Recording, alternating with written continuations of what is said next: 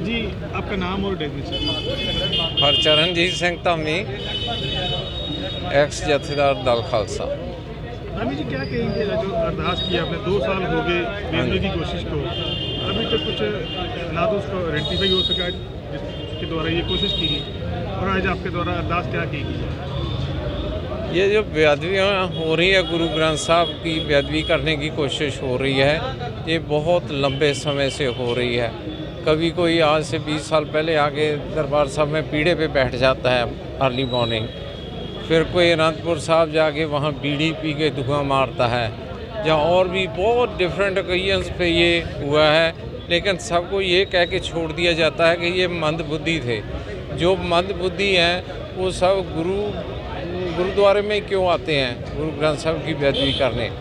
और इनको जब इनकी इंक्वायरी होती है या कोई इसकी जांच होती है, जब वो जांच आगे बढ़ती है तो उसको वहाँ पे स्नब भी कर दिया जाता है। मैं इसकी एक एग्जांपल देता हूँ। जैसे मोड़ बम कांड हुआ था, उसमें जो कार पेंट हुई थी जिस कार में, उसकी जांच जब पता चली कि वो डेरा सौदा साध के डेरे के अंदर हुई थी, तो दैट जांच वाज इमीडिएटली स्टॉप।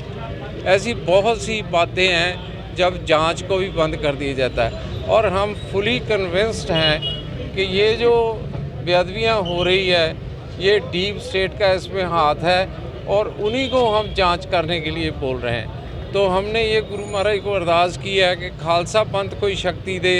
जैसे आज से 2 साल पहले जो बेअदबी करने वाला है उसको सिख कौम ने इंसाफ दिया, तो इंसाफ सिख कौम को खुद ही देना चाहिए। तो इसके और ये सिख कौम को समझ लेना चाहिए कि इस सिस्टम के अंदर उनको कोई इंसाफ, उनकी कोई जो उनके साथ धक्केशाही हो रही है उसका कोई इंसाफ नहीं मिलेगा।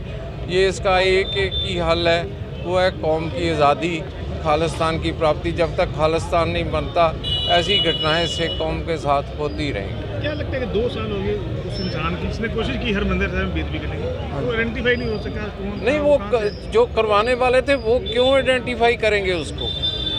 वो हम उन्हीं को आइडेंटिफाई करने के लिए कह रहे हैं जिन्होंने ये जांच कराई है। इंडिया की जो डीप एजेंसीज हैं, रॉ है या दूसरी, जैसे अभी निज्जर की हत्या हुई तो इंडिया बड़ा चिल्ला रहा था कि हमारा इसमें हाथ नहीं है। अब they are fully expose. Pannu case में जब हुआ तो अमेरिका ने कहा निज्जर का भी उसमें है। ऐसे ही जितने ये पाकिस्तान में मारा पंजवड़ को, खंडा को इंग्लैंड में मारा, इसमें इंडिया की जो एजेंसीज हैं इन्वॉल्व हैं।